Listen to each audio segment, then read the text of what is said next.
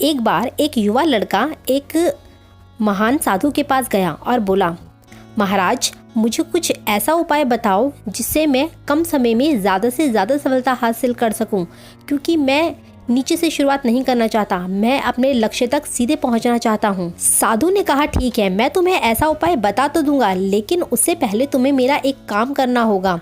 तुम मेरे लिए एक बाग में से सबसे सुंदर फूल तोड़कर लेकर आना, लेकिन ध्यान रखना अगर एक बार आगे निकल गए तो पलटकर फूल मत तोड़ना।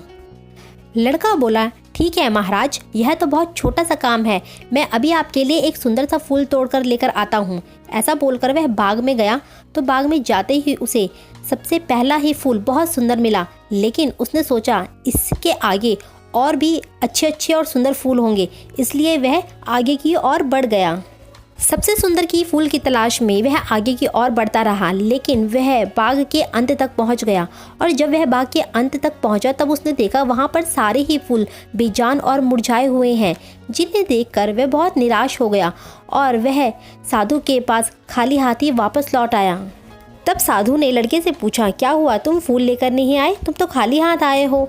तब लड़के ने जवाब दिया, गुरुजी, बाग में फूल तो बहुत सुंदर सुंदर थे, लेकिन मैं सबसे सुंदर फूल की चाहत में आगे की ओर बढ़ता रहा, लेकिन जब मैं बाग के अंत तक पहुंचा तब वहां पर सारे फूल मुरझाए हुए और बेजान थे, इसलिए मुझे खाली हाथ ही आना पड़ा। तब साधु ने लड़के को समझाते हुए कहा कि ठीक हमारे जीवन में भी कुछ ऐसा ही होता है, हमें भी प्रारंभ में ही काम शुरू कर देना चाहिए। जैसे ही हमें कोई अवसर मिले हमें उसका उपयोग कर लेना चाहिए, क्योंकि अच्छे अवसर के चक्कर में हमें जो आए हुए मिले हुए अवसर हैं वो भी कभी कभी हमारे हाथों से निकल जाते हैं और अंत में हमें खाली हाथ ही लौटना पड़ता है। तो इस कहानी से हमें यह सीखने को मिलता है कि अक्सर एक छोटा सा अवसर जिसे हम यह सोचकर अनदेखा कर देते हैं कि इससे कुछ नहीं होने वाला है, लेकिन एक छोटे से अवसर में भी एक बड़ा अवसर छुपा रहता है।